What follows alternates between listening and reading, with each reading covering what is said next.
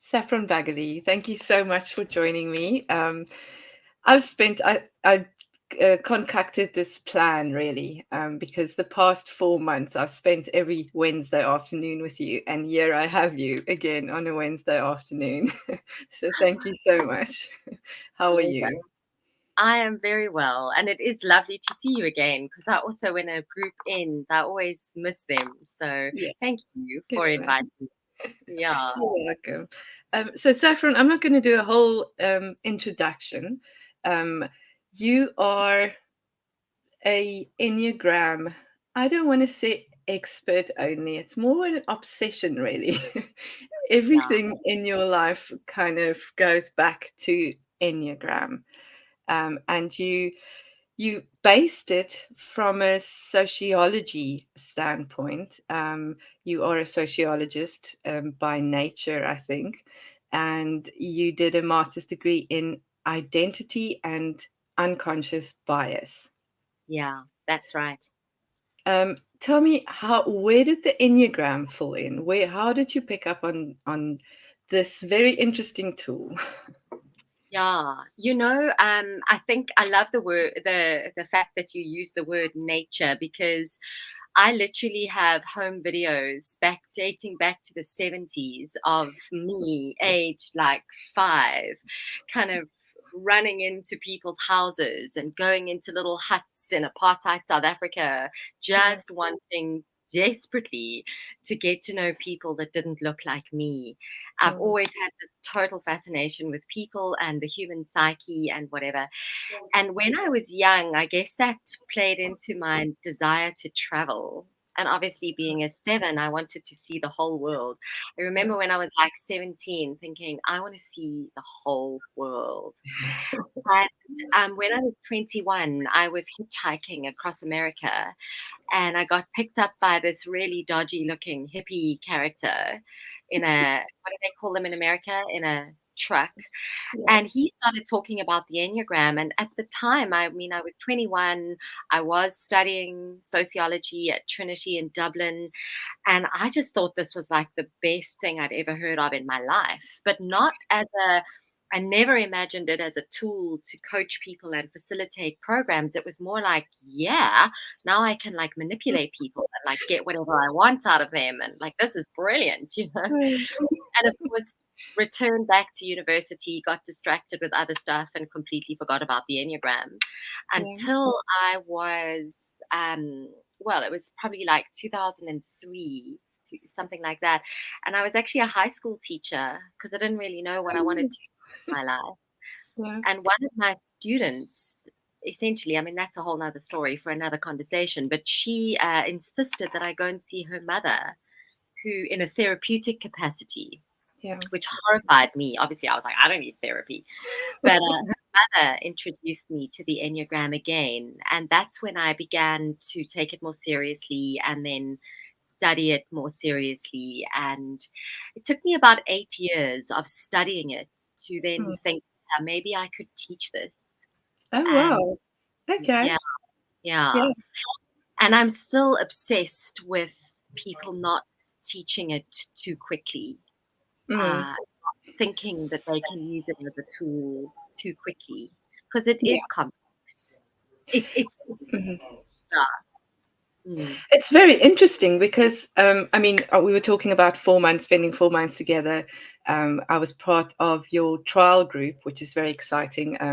Keep an eye out for this is going live next February. I think the lead her ship, which is archetypes combined with Enneagram, and I think it's such a powerful way to empower women, um, to help them or to show them themselves, kind of, without the filters from both those aspects. And in the program, which was obviously amazing, and we learned about the Enneagram, and the Enneagram has 9 types, and you have 3 of those are, so you have the 3 brains: your head brain, your heart brain, and your gut brain, and 3 types. But you mentioned something within the teaching that really triggered me. I was like, you mentioned the spiritual Enneagram. So I was like, oh, this is interesting, but obviously it wasn't part. So now, before we kind of got on to this and doing our conversation, I started looking into a little bit about where did the Enneagram actually come from, and why, as a psychometrist, it was never really mentioned as a tool. It's not a psychometric tool, but it has got its roots in spirituality, really. Yeah. Yeah. So, I mean, it does have psychometric status now, but that's a very, very recent aspect of the Enneagram. Okay, I And didn't know that. yeah, I think it was 2013, if my memory serves me correctly. So that's pretty recent in the context of the Enneagram. So probably when you were studying psychometry, and certainly when I was introducing this tool to corporates sort of 16 years ago, I mean, I can't tell you how many places I got booted out of because they thought I Yeah. was some kind of white witch. And and yeah, that is because the sort of psychiatry is relatively new.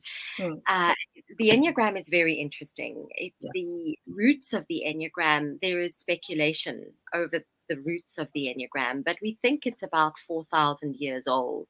Mm, And Ennea, the word Ennea, actually comes from the Greek word for 9-point scale. mm, And nine, Enya in ancient Greek is 9. And then grammy, I was mm, actually taught the other day by a Greek lady, is the connected lines. It's also gram, as in symbol or diagram. yeah. But one of the things that I always say to people is don't think of the Enneagram as a flat, static Mm, theory. Think of it as an organic, dynamic energy. yeah. And so we know that there are 5 dimensions to the Enneagram, one of which is psychological, one of which is spiritual, and even karmic. There's a lineage aspect to the Enneagram. So I mean, we really could speak a lot about the origins of the Enneagram. But Mm, ancient Egypt, ancient Greece, and then also, but really the actual, I suppose, energy. I'm going to use the word energy because I know you yeah. appreciate that word too. um, is actually, we can find the roots in the tree of the Kabbalah of Yeah. ancient Judaism, but Okay. also evidence of it in Christianity, because if you look at the 9 passions, the 7 deadly sins, etc., and Yes. even in Sufi of Islam. So when we talk about spiritual Enneagram, it really is a spiritual tool as opposed to aligned to any one religion. Yeah. And I often refer to that for the skeptics when I have them in my corporates. I say, what is your belief system Yeah. spiritually? And then I can align it to that too. Okay. So, yeah. Which is also, I mean, from a psychometric, just to clarify what I was trying to say there, I think it wasn't taught as a psychometric tool because it isn't to classify behavior necessarily, or to box, or to, you know, I think it's a really good tool in coaching, in self awareness, in understanding yourself, instead of what's the word I'm looking for? Instead of typing. Yeah, Yeah, exactly.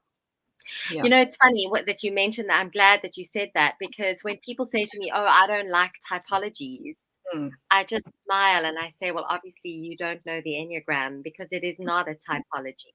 It no. does not seek to type us." That's why I often don't even refer to types or personality types, and it's very different to the Myers-Briggs, the DISC, the Insights, Yeah. the Bank, whatever one Mm, people are using, in that it doesn't really seek to classify, or certainly not to seek to box behaviors.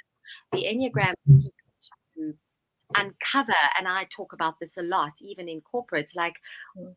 how we cope with our woundology. Ooh, And I like so, that. yeah, and so it's really about what drives us, what fuels the way we think, the way we feel, the way we use our energy. Yeah. And And yeah, we're using energy a lot. This is in the Wisdom Seeker Society this month. Our theme is energy. So everything's kind of, the conversations is around that. And I was thinking about the Enneagram in that, as, in that way is I'm a 4, for example, but my energy, there's subtypes to each type. So yeah, that's what drives me is different from some other people with this similar um, type. We have wings. We have all these other dimensions, I would say, is what you yeah, mean, to the fuller picture of how I show up and how I understand why I behave or react or respond in certain ways. So yes, um, I think it was very eye opening in the whole bigger scheme of things to have a look at where do you fit in, because this is also quite a thing that I get feedback on a lot is, oh, I'm a different type on every test I do, or I feel that I identify with all the types, or um, which was very interesting to go through all the types with you and to see that behavior, because you have this superpower of really inhabiting, you become the type in your teaching, which I found very um amazing, in the understanding of what happens to that person in that situation. um so I suppose that's got a lot of the spiritual drive, maybe even. I would be very interested to know a little bit more about that karmic kind of what the types bring in from possibly before. yeah. I mean, again, there's so many aspects, and sometimes I think, did I read that or did I do it on a course, or have I kind of made this up in my own head? When I was actually packing to move to the Cape recently, I came across all these files, and I'd forgotten that I'd like all these files and tiny little handwritten notes of mine, and I was like, "Geez, man, I've really like studied this thing. I'd have forgotten that."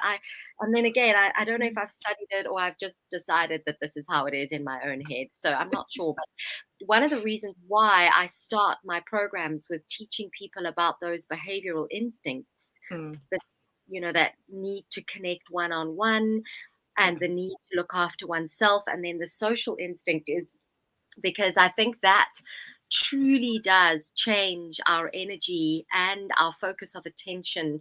And as Mm, I often say, where we neurotically put our energy, because we yeah. are all here to survive. And Mm, what I love about the Enneagram is, I mean, I love everything about the Enneagram, but one of the things I love about the Enneagram is that it is so versatile in its providing us with a map for wherever we are. I really do feel like it meets us where we are if it's taught properly. yeah. And what I'm really interested is teaching it from the body perspective, Mm, the Enneagram in our body. And that's where I do, having contemplated this for hundreds of hours, yeah. I have to, let me just disclose, I do believe in reincarnation. I do believe that we come with a karmic lesson in a way, and I think that's why we have an ego. Mm, And in a way, in the corporate space and the program you did, I would have talked about our core belief, but actually the proper language is the lost childhood message. mm, And what that message is here to teach us is that our ego is obsessively wanting to put back into place something that we've lost sight of. And okay. this is something that intrigues me deeply, because I think, well, why did our ego lose sight of that? Before we come into the world having had a bunch of experiences, why did, for example, why is the four obsessively wanting to reconnect Mm, everything? Why does the ego for the four lose sight of the fact that we, in fact, all come from one original source? mm, And yet, there is part of that kind of karmic, spiritual knowing innately that fours have, that we are all one and we come from one original source, which is mm, why when the four can really release the ego, George Gurdjieff was the godfather of the Enneagram, I call him, Yes. who talked about the Enneagram being the way to see our ego and then let it go. Mm. And in my language, that means heal that Yeah. lost thing. And so for the 4, it's about realizing that actually we belong to a holy origin. So Mm. spiritually, maybe lineage. So the question is, yeah, is it from our ancestors? Is it a karmic lineage? I don't know the answer to that. These are the things I think about, and I'm sure lots of other clever people have the answers. But I do believe that when, through my own coaching practice and listening to hundreds of hours of stories of different types, I find it very fascinating, regardless of people's spiritual beliefs or knowledge, and that there is this kind of attention in each Mm. type to a very, very deeply embodied sense of something. Like, Yeah. for example, the 8, and I'm just thinking because I was coaching an 8 this afternoon, there's a deeply embodied sense that maybe I won't survive. And Mm. so I wonder for the 8. And so I wonder, like, is there a kind of karmic payback that perhaps the warrior maybe didn't help other people survive in a previous life or in a previous Mm. experience? And so that's why this karmic lesson has come now to overcome or to learn. And yeah, and I think, I don't know, like, I think as we move into a world of, I think, a lot of shifting Yeah. and awakening, Mm. I'm more and more, I'm intrigued by this, I'm going to call it this addiction that we all have to Mm. navigating, coming back to ourself, our true essence of self. And then if I look at the map, what we know from what we call the child heart theory Yeah. is I describe it as our security point in Yeah. corporate, but actually that's our true essence. That's our Mm. child heart before we have what I call our first crack. Yeah. And that first woundology, that first crack is actually what our ego is protecting us from. Mm. So, I mean, Yes. it's a whole thing, and I'm not, I don't know how well your listeners know the Enneagram. I don't want to get too complicated, but that's why I think this is not a typology, and No. why it's so different to the other personality profiling tools. Yeah. Yeah. Which is also probably why it's so difficult for some to find that type and that code, because it's not really just a type. There's a code involved as to wings and subtypes and all that, which I think has a big influence on the energy that you bring, and also in understanding what drives you, um and why the 4 would go into a 1, and why you would get obsessive about the dishwasher that wasn't packed correctly, or why your shoulders would bulge, or um which is part of the lesson that we may be here to learn, and these are one of the tools that helps us to puzzle it all together. Yeah, I mean, that's why my keynote's called "Crack Your Code," because it's Yeah. not about nailing your type kind of Yeah. thing. But I think I mean, I think that what the Enneagram really provides for people, and particularly those who are listening who are new to the Enneagram or don't know the Enneagram, the gift of the Enneagram is that it gives us a language Yeah. to with which to navigate. And that's why I often refer to it as a map. And I always say to people, hold the map lightly. But I mean, Mm. if you were going from, London to Bath, you'd want a map to get Yeah. there if you didn't know the route, and you'd want to Yeah. know where the petrol stations were or whatever. So, and I think that's what the Enneagram provides. And as I often say, learning the Enneagram is magical, but learning what your lead type Mm. is truly life changing, because then you know where the language is going to help you see what, as I often joke and say, what a psychologist would take 10 years to unravel, the Enneagram can pinpoint pretty quickly. Yeah. Yeah. Yeah. And that's its gift, I think. Yeah. To not put you in a box, but to help you get out of that that lensed or very limited. Because I mean, let's be honest, we're just a bunch of belief systems, right? Well, exactly, yeah. And there's so much. I mean, there's culture, there's Mm, where we come from, who, even our ancestry and what we bring with us into um, wherever we go. It all affects that. Um, yeah, yeah, but and this is a question I think you get asked quite a lot, is about changing your lead type, or do you change your lead type? Because I know a lot of people, and me included, I think I did my first Enneagram test around 2013 or something like that. And, it came out as a lead type 5. And I was like, it didn't really feel right. Um, and then I redid it again, and it was a 4. And I didn't, then you see it from, oh, all 4s are like this. And I was like, I'm not really so sure about these bits and those bits.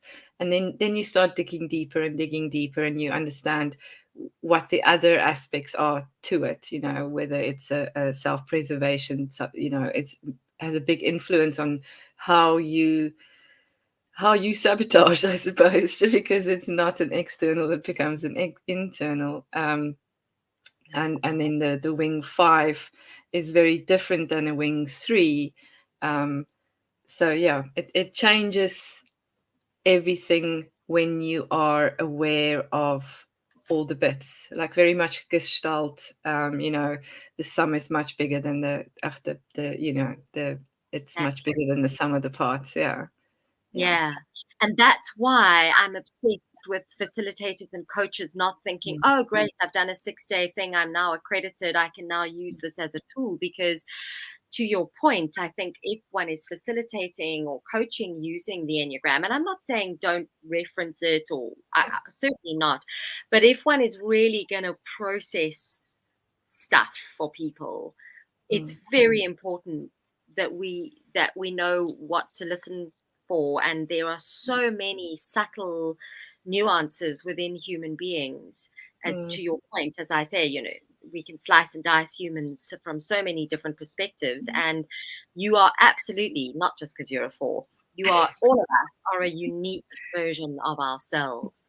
Even what I talk about often as cultural overlays, parental influences, sibling influences.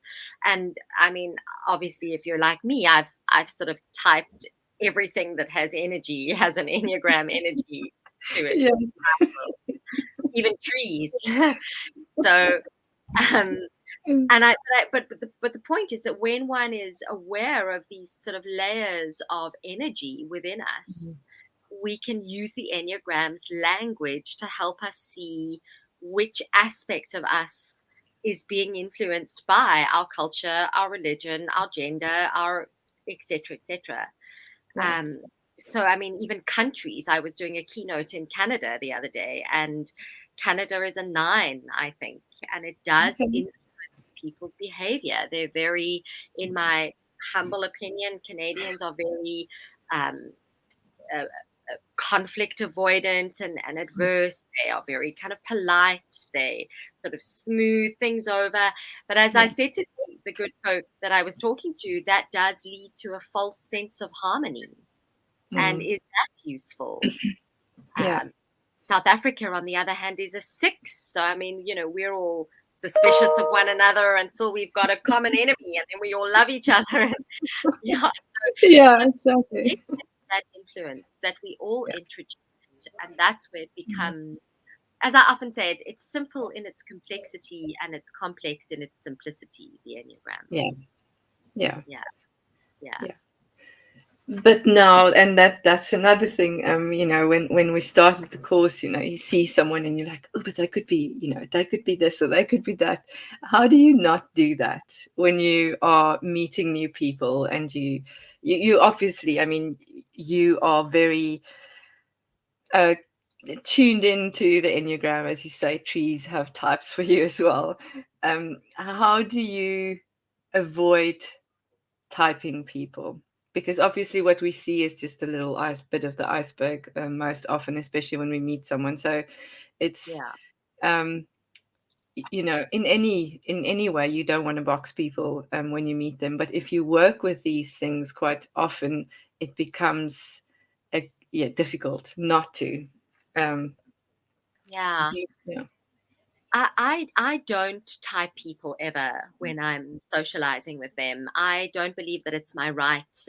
In fact, even if I'm teaching people and coaching someone, I will always invite them to explore themselves. Even like, let's say I've got a leader on a corporate program, I kind of get a hunch that they've mistyped themselves. I will generally let them continue to mistype themselves until they have that, what I call that stadium lights moment, where they realize what their lead type is. And even at the end of a program, and it doesn't happen often, but at the end of a program, if somebody's still unsure, I say, well, you can come back anytime for no extra charge and join another group and continue the journey, because I'm very, very, very keen to teach people that it's a journey. It's not a Mhm. destination. It's not something we just have to nail. And then, yeah, if I'm socializing with somebody, I mean, occasionally somebody really piques my interest and I think, oh, I wonder what type they are and whatever. But I learned a long time ago. I mean, I've been teaching now for nearly 25 years. I started teaching in 1999. Wow. And I learned a long time ago that as a teacher and coach, you can get very burnt out very quickly unless you learn how to separate yourself. Mm. And as a lead type 7, I'm very compartmentalized in my mind. And I Okay. don't often, if I'm honest, I think I hope I have a lot of compassion and empathy whilst I'm working with people.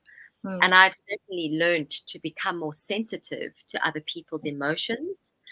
But I don't, this is a big confession, I don't take it home with me. Yeah. I'm very good at going, right, that was that. And Yeah. very occasionally, I worked in the prison a few years ago, and there was a guy in the prison who got to me. I'm not going to Mhm. lie. He really touched me. And then, of course, I Mm. mulched over him. But generally speaking, that's why I think I'm really good at what I do. I don't get too emotionally involved. Yeah. And the 5 in me can compartmentalize very easily. Yeah. And when I'm socializing, honestly, I'm having I'm Yeah. not really focused on on other people. Yeah, Yeah. yeah, Oh, that's brilliant. But you, and that's what I love about what you do. It's not just the Enneagram. You bring the Enneagram to everything and everything to the Enneagram. So somatically, you teach the Enneagram like that as well, which is fascinating. I mean, you just gave us a little bit of insights here and there as to which types feel, stress where in their bodies and things like that. Is yeah. that Where does that passion come from? Is it something that you have picked up? Because so if we just kind of divide up the types into kind of head types, would be your 8, 9, and your 1, then your 2, 3. That's your body Sorry, types. So sorry, your body body types. types, that's right. Yeah, Yeah. yeah, And then yeah. your head types is your um, 5, 6, and your 7, and then Yes. your heart types is your 2, 3, and your 4. I'm very Um, impressed with your retention. Yes, that's true. Yes. um, but now they all integrate, and there's obviously the lines. Anybody that knows the Enneagram would know that they are connected. Yeah. Um, and where does the movement come in there? Where does the somatics and that come in? So, yeah, I mean, I was a high school teacher for 6 years, and what that really highlighted for me was that the school system really does focus only on this cognitive intelligence. And I think then I started to become very aware. I mean, being a high school teacher was the greatest gift of my life. I loved it. I discovered so much about myself. Teenagers really do reflect stuff on oneself. Um, and I started dancing. I was a ballet dancer for Ah, 21 years. I okay, wanted yeah, to be a professional dancer. I've always okay, loved horses and yeah, riding horses. So I suppose I've always had an attention to my body and movement and being in my body. But then learning, being a teacher and kind of wanting to teach my students. So I always used to say to my students at the beginning of every year, you've chosen my subject. We're never going to look at the textbook. We're never going to read the plays in class. We're never going to look at the textbook. A lot of my teaching was teaching to the heart and getting the students to emotionally connect with the work, the academic work, so that they didn't have to study. That was my goal as a teacher. And so, and I loved creating active work for them. I used music, I used movement, I used dance, I used all the things I love to teach them the academic syllabus. And I was actually on a mission at the time to prove to my headmaster that learning stuff non-academically can result in amazing. And actually, my last year of teaching, I had 56 students and they got an 86% average across 56. Wow. I actually got a message from the department wondering if I cheated on the exams. And I said, no, I've just really embodied this. And then I think through my own work and personal mastery work and journey, therapeutic work in my own personal life, I've become more and more interested in the consciousness of the body and the consciousness of our organs. And then this book really did change a lot for me too. This book called The Body Keeps the Score. Okay. And the other one, I really could. These are all levels. Sorry, I don't need to offend anybody, but these are really powerful things. And I think I've just over the years become so interested in the consciousness of the internal body. And actually what I'm working on now is I think also post-COVID and this movement away from health and safety, not just being physical health and safety, but now mental and emotional health and safety. I'm really interested in how the Enneagram can be used as a way to uncover the metaphysical ailments. The other thing that I haven't shared with you is I became extremely ill with endometriosis, and in 2020 I almost died. And I was in ICU for a month as the world went into hard lockdown. And that was definitely a life-changing experience for me, because I started to contemplate, like, what are the emotional reasons for why? And it was all to do with my own journey of being told that I couldn't have children and I was never going to conceive and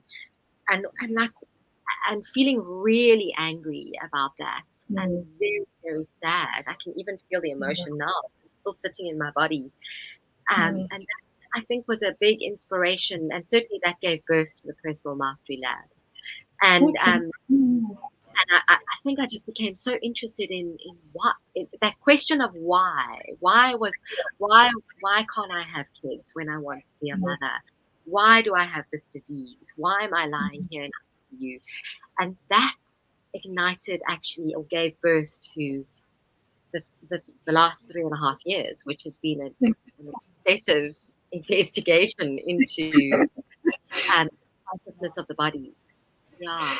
And that integration, isn't it? So it's not just the body, it's that the integration of all three these brains, which I appreciate so much, because as you say, the school system, the world, the social, the systems are so focused on cognitive and cerebral kind of things, which we and really leadership is all bullshit, in my opinion. My language, I'm getting passionate now, because it's all theory. I'm like, you can't be a leader unless you get into your body, like unless you're feeling stuff in your gut and working with your intuition. That's why I started module 1 with the intuition. How on earth do you influence people? How do you have the confidence to influence people unless you're using positional power? So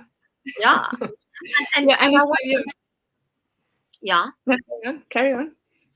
I'm so grateful that you used the word integration. I meant to say that a moment ago, and then obviously the thought left my brain. It's never about changing our type, our line, our security point, our stress point, our wing. It's not about changing anything. Mm. when we work with the map. It's about integrating all these glorious parts of ourselves. Even the bitch in you is glorious. Like she's there for a reason. Do you know what I Yeah, mean? In me, exactly. Yeah. you know? So, Yeah. And yeah, that's the beauty of it, because I think we're done now with this. We need to change and we need to fix ourselves and we need to, that whole narrative really doesn't suit the times anymore. It is about integrating the essence of ourselves and making. yeah, Another thing that I wanted to actually bring up, you did the archetypes, which I love. I mean, I love Jung's work, and I love that you brought that in, and how each of them made me personally feel. Because the Huntress is really cool, but the Queen, I didn't like the Queen, and then you kind of dig in a bit, and you go, well, why don't I like the Queen? I don't want to be, which is very powerful in the things that you push away. That's almost where you learn more, in that resistance of, why am I resistant to this thing that I'm seeing, which exactly. is gorgeous. And that's very much Jung. That's Yes, bringing the subconscious to to consciousness, and yeah. facing the shadow, and integrating the shadow and the ego, and becoming, or allowing space for that shadow to be when necessary. So I'm Yeah. sure, having done my program, you're very well aware of how much Jung has influenced my work. Yeah, I have picked it up, but you have never mentioned it. yeah. So I'm glad to hear that it's there. I mean, it is. There's some amazing things that he has really put an interesting light on, especially from an alchemy perspective. I am very fascinated by the whole alchemy and transformation element that he also really dove into. Yeah. I mean, he maybe embodied Mercurius a little bit too much in his last days, but I mean, yeah, the reason I don't overtly talk about Jung is because I know some people are like, "Oh my gosh, no, he was a weirdo, and he was friends with Freud, and that's really hectic." And so I'm like, "Oh, I don't know who I'm talking to," so I kind of keep it all to myself. But yeah, sure, I mean, the only way that I can really describe it is that I became obsessively gluttonous, literally to the point where I was like, "Okay, I need to pull out now." For about 16 years, I oh wow, was gluttonous yeah, around learning Jung theory, Freud theory, Gestalt theory, um, everything. I mean, I don't know. I can't even remember all the things I delved into to integrate with the yeah, Enneagram, because yeah, I do think that it does need context.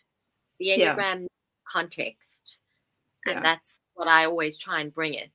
You know. And I think that's why it's not just a tool. It is, as you say, a map. When I started digging a little bit, and I think there's a lot more to dig. I'd love to go further. I picked up the 4,500 years kind of Egypt and Yeah, Greek. But there was also this Armenian philosopher, George Gurdjieff, yeah, that worked with it a lot. And there's an interesting guy, Oscar Ichazo. yeah. He was in South America, and he traveled and kind of collected bits. So it's very much, Angel. Yeah. yeah, ancient Chapo and Angel wisdom. were the ones that kind of brought the modern aspect, if you like, Yeah, to the yeah, Enneagram, or yeah, psychological aspect. Yes, yeah. yes. But there's Mm. still a lot of cosmology and a lot of kind of, and I think that's why I feel it's interesting. It's like an ancient Yes. aspect to it, instead of a. I must admit, I'm not a big MBTI or bank or any of those fans, because I just I think the science a bit dodgy. But And tell you something. We we now know that actually we are not introverts or extroverts. The yeah, study of epigenetics has really shed so much light on the human psyche. yeah, And yeah, so I love the fact that Myers Briggs is now like blown out of the water, because I always knew it was a load of crap instinctively. But yeah, now we have real proof as to why it's a load of crap. I always say they just did a really good marketing job. So it's, They did. I mean, psychometrically, it's not even sound. well, So I know. The one, I can't remember, there was the mother or the daughter didn't even have a degree. Anyway, let's not bitch about it. Sorry. yeah, But exactly. what I wanted to say something. The thing about the Enneagram, though, it was kind of like an underground movement in Mm, California. Everything in California is underground, but you know what I mean. So like in the 60s, and so yeah. it was like a secret society. And Mm, I know that a lot of the elders of the Enneagram are really annoyed that it's been taken on by a sort of second generation, i.e., like myself, that's sort of brought it into corporates and but I mean, I sort of like the mystique of that. But certainly yeah. Berkeley University, Peter O'Hallahan, Russ Hudson, Don Mm, Riso, they were mm, the sort of first generation of people that even were allowed to bring it out into the light, so to speak. yeah. And I love Yeah. that too, because I love that it isn't some little two-bit nobody from nowhere sort of making up some stuff and then deciding that that's who we all are. Yeah, So, no, exactly, and that's where, yeah, I'm fascinated by anything that's a little bit different, obviously, of course. um, and I think there's a lot of things. I mean, it really did trigger me. I have obviously Enneagram ads and things that come up on my social media. So there was something about and someone commented about the occult and free writing, and I was like, "Ooh, what's going on here? Let's see, where did they Oh, get this from now?" So yeah. obviously, it's the sign and the. Oh, yeah, totally. Yeah. I even broke up with a guy once because he thought I'd belonged to a cult. And I was just like, okay, whatever, dude. If that's going to freak you out, we're never going to work. So, exactly. Yeah. But yeah, Yeah. I mean, I have been told that I belong to a cult. And yeah, I mean, so to me, cults are damaging. And the Enneagram is anything but damaging unless it's taught badly. When people don't like the Enneagram, my response is always, sorry, you obviously got taught badly. And I'm Yeah. really sorry for that. And Yeah. it really hurts me when that Mm. happens. Yeah. Yeah. I feel you have a very much a wonderful way of sharing the Enneagram and what it should mean to people. And yeah, I'm very interested to see, um, to compare or to draw lines between the Enneagram and human design, because I think there are aspects that are overlapping. Yeah. I'm so keen. And I was actually meant to meet Patricia, your Oh, yes, Patricia. yes, yes. Yeah. Yeah. And then a troop of baboons were running through my property, and I was like, "No, I can't do my podcast because there's baboons all over the place." This is life Mm, on the so, southern tip. But I definitely mm, agree with you, and I really do want to have a conversation about that. To mm, your point earlier, it is just the most extraordinary tool from a mm. versatility point of view. My latest thing is body talk.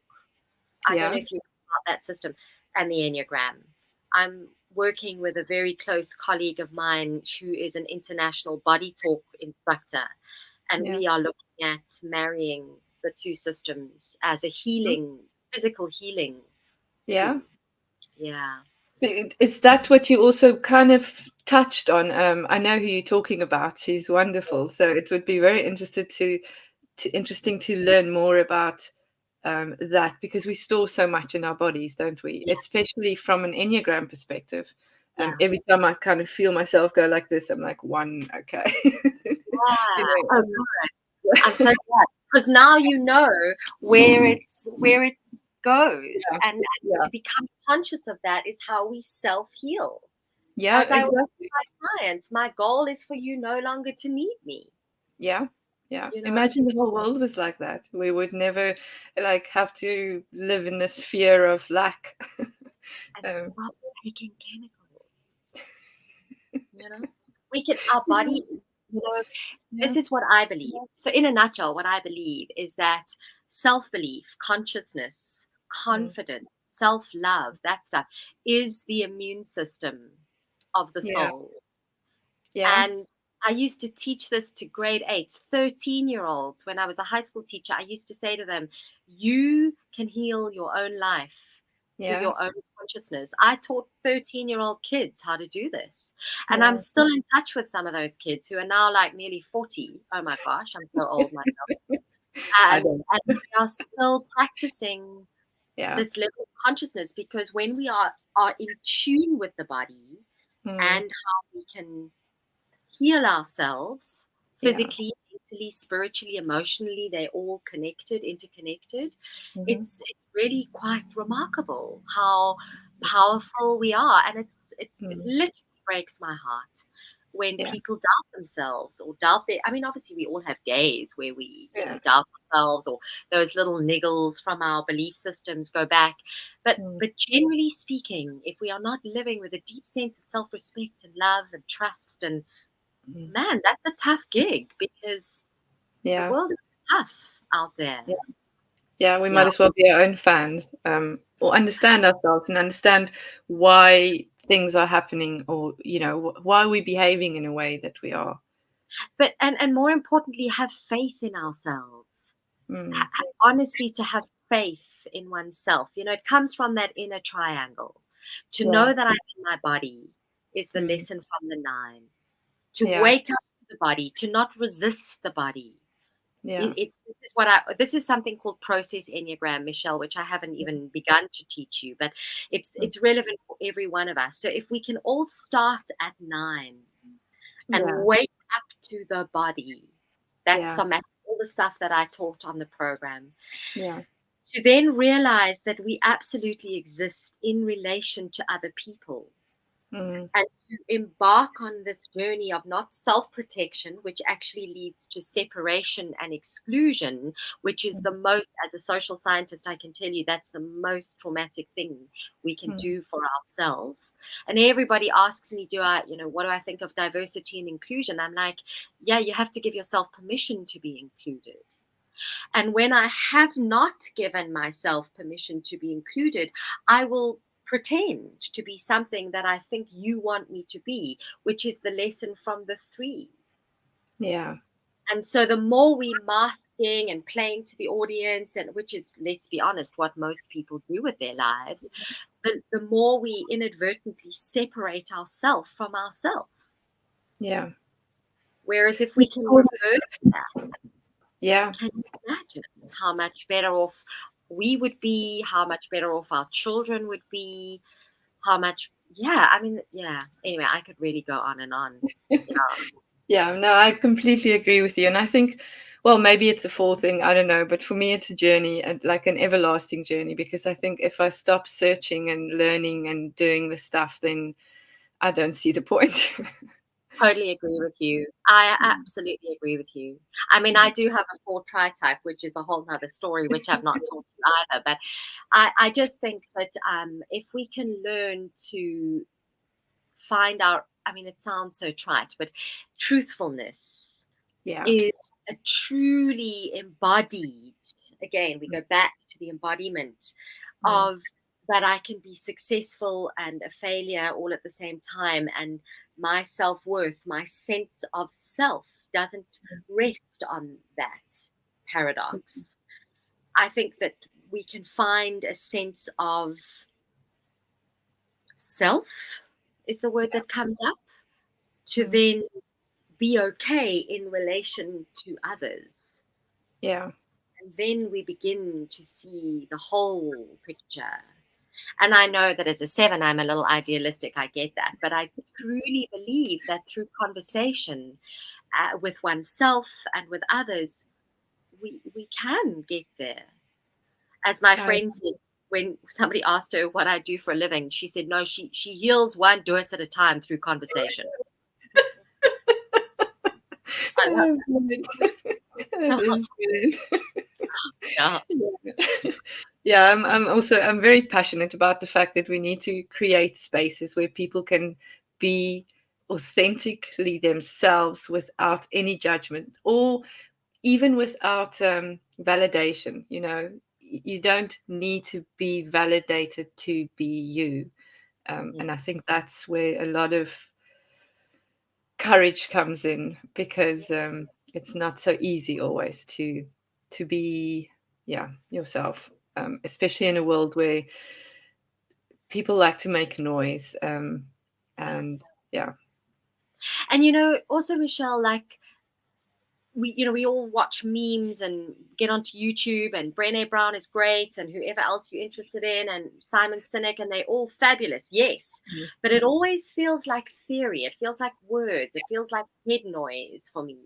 yeah, And I really do think that month lying staring at the hospital ceiling, completely isolated because I wasn't allowed visitors. In fact, I was only allowed 2 nurses the whole flippin' time. I even had to take my walks separately from the rest of the ward.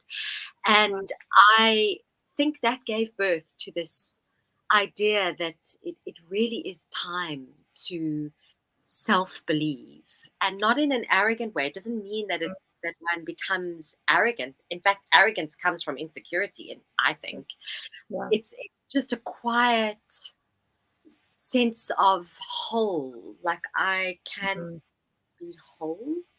yeah, Yeah, yeah. yeah, In myself without anyone else's permission. Um, yeah, yeah, yeah.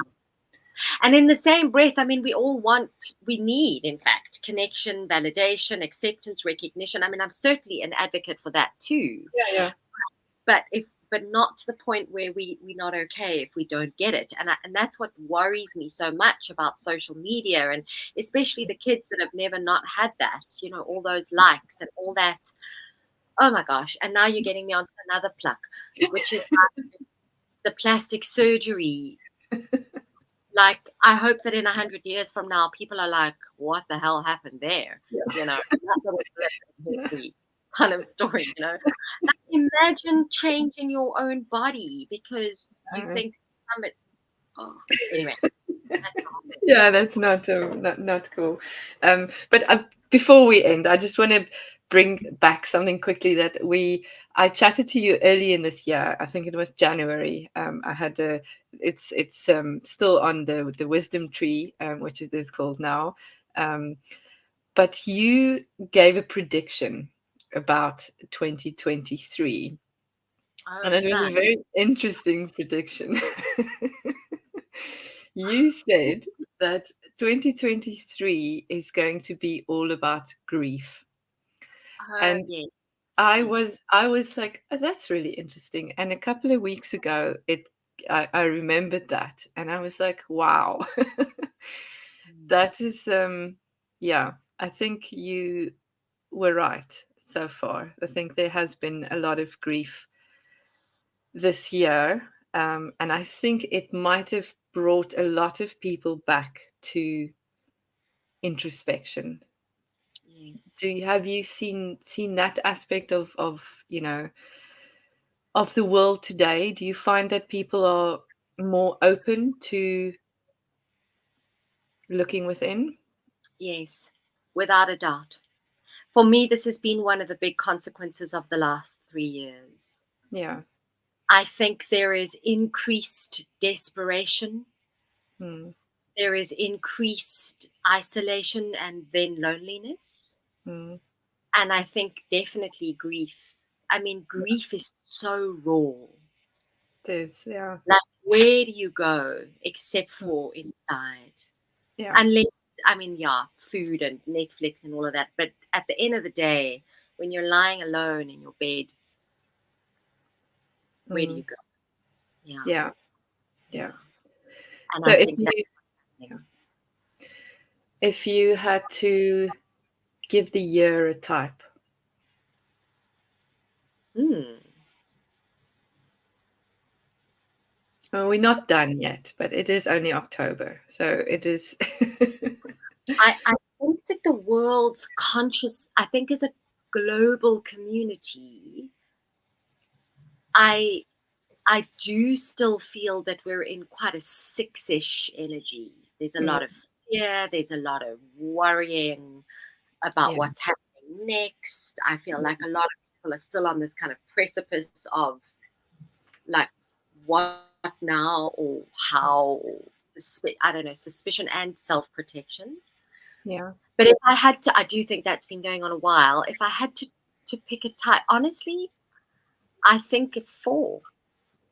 Okay. I had to give 2023 a type, I would say Mm, four. because of increased emotional sensitivity. Mm. And because there's been a lot of introjecting difficulty. And this is what fours do. They're addicted to introjecting difficulty, Yeah. as you know. Yeah. Yeah. And Um, suffering. Suffering is the word. Suffering. Yeah. and interesting, we will have to pick this up again, but on the human design, there's a channel, a channel of suffering as well, which is for me activated as well, which is interesting because those two for me overlap, and I would, we'd have to get enough data together and see what the correlations are between the two tools and how they, yeah, because there's also There's what? Sorry. they also use the human design is based on Western astrology, Kabbalah, I Ching, and I always forget the fourth one. Chakra system, the Hindu chakras. Or there's another system that the Mm. Enneagram works. Maybe we should have a three-way conversation with Patricia because she Yeah, is just so amazing. I love talking to her. she is. Yeah. She's wonderful. Oh, Yeah, and we can drag Mickey Gaffinstone in as well, who's also a human design expert. So I I'd definitely love think I would Mm, just yeah. mm. Yeah, Mm. Oh, there'd be interesting things. you are just a genius connector, Michelle. I love this about you. There's so much I could learn from you in that regard. Yeah, Oh, thank you. Thank you yeah. so much for sharing your wisdom with me today, and always.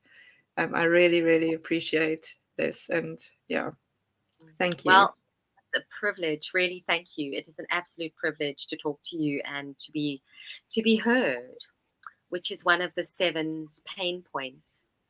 Who Mm, hears me? Yeah. yeah. And this was a big theme for us last month as well, um, around becoming the space for others to be heard, which I'm also very passionate about. Yeah. I Yeah. mean, honestly, you can't be a leader without knowing how to listen. Exactly. Exactly. We have a quick hello here from Facebook user. Thanks, you two just caught the tail end. We'll have to press the rewind button. Thank you, whoever is watching. Yeah. Thank you very much, Michelle. Thank you to everybody who's been here. I really appreciate it. Thank you. Thank you. Me too.